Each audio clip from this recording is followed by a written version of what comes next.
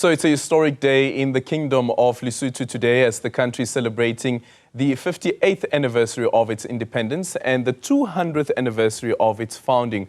On the 4th of October 1966, the country, then known as Basotho land, gained independence from Great Britain. President Cyril Ramaphosa was expected to be amongst the heads of state and other dignitaries to attend the country's celebrations. For more on this, we are now joined by a historian, Kalosi Ramukola, who is joining us live. Kalosi, very good morning to you. Thank you so much for making time for us. And happy Independence Day to Basotho.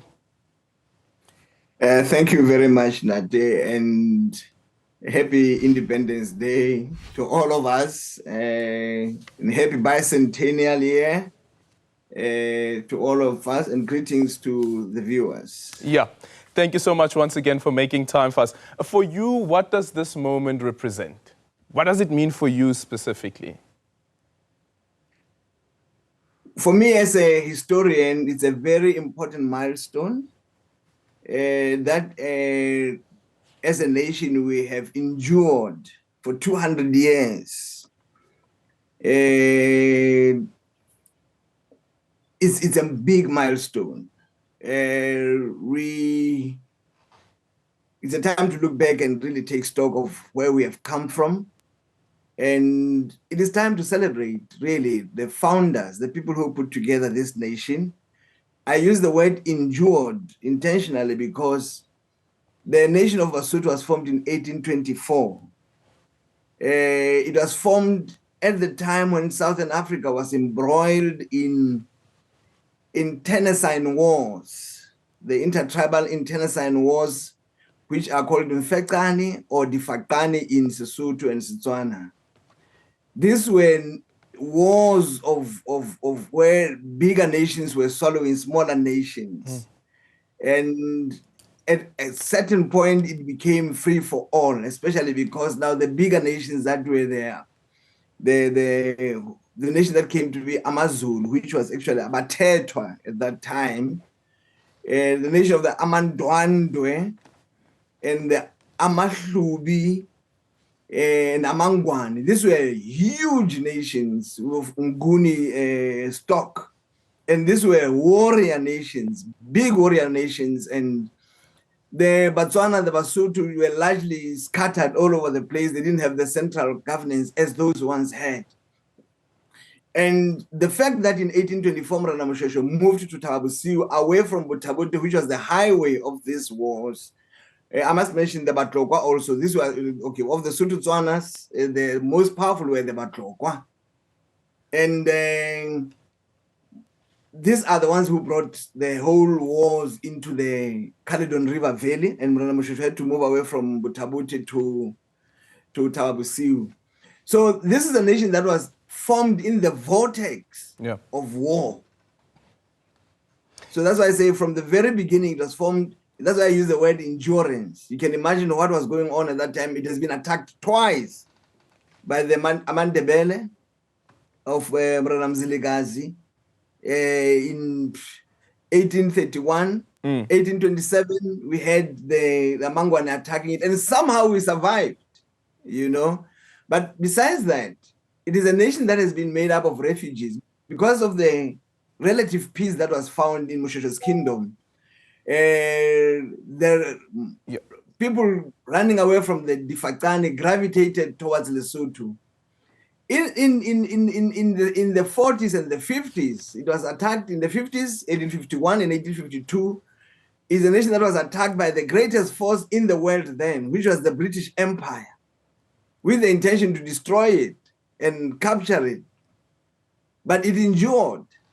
After 1852, which was the last war that the British fought with the Basotho, in which war, for Moshoeshoe's tactics of war, he defeated the greatest nation on earth then, the British Empire. But besides that, this is a nation that endured 10 years of war. From 1858 to 1868, the Afrikaner, the newly found Orange Free State, which was a state, not a province as it is today. The Orange Free State, which had been formed by the Afrikaner with the help of the British. They engaged the Basotho in war of conquest. intending to conquer Lesotho once and for all. And that war went on for 10 years, 1858 to 1868.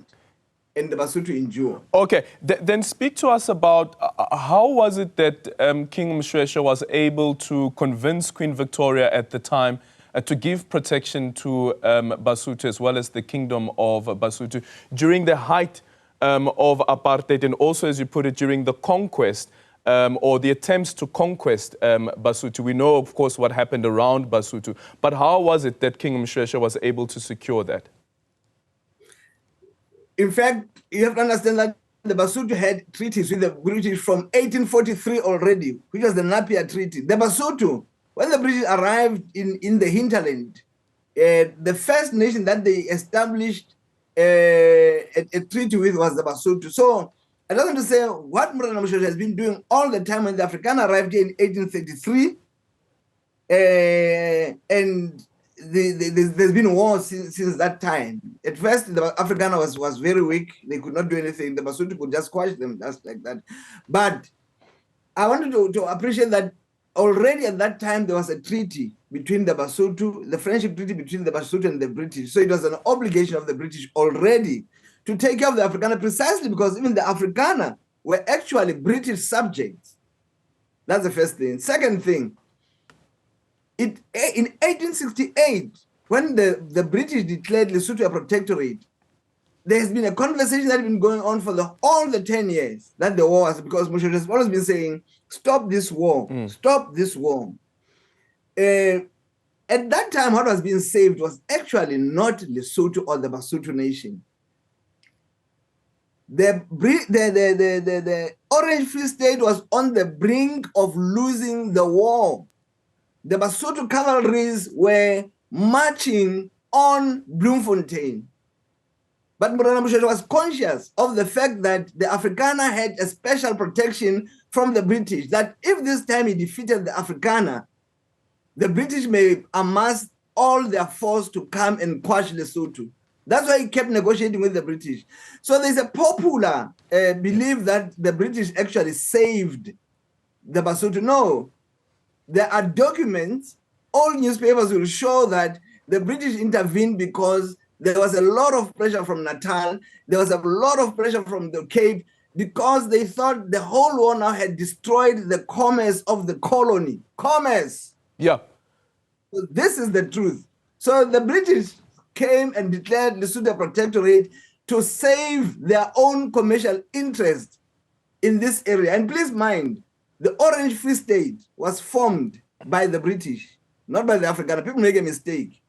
The Orange River Sovereignty is what the Orange Free State inherited, which was formed by Sir Harry Smith.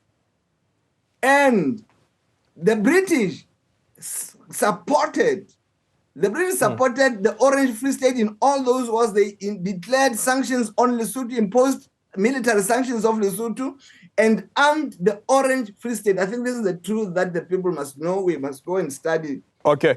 And these things you are going to find. Just quickly in conclusion, we don't have a lot of time here left. I remember growing up, the languages were called, you heard of Northern Sotho, which I understand now speaks to Sepedi, and then you had the Southern Sotho.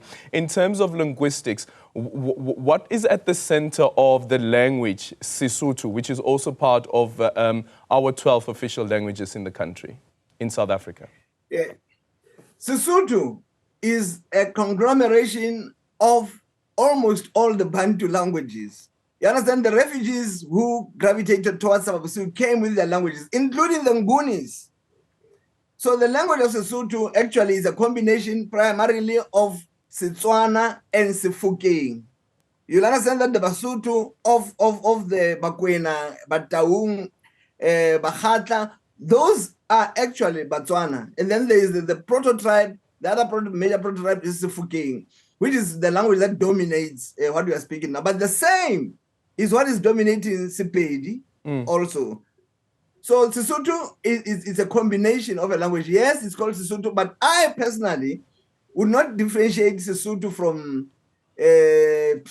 Setswana and Sepedi, because I would just say, well, maybe these are just variations of the same of the same language. So different dialects. Thank you so much for making time for us. Kalusi Ramukuba there, who is a historian, speaking to us about the 58th independence anniversary of Lesotho, and of course also the 200th anniversary of the founding of the Kingdom of Lesotho. It's now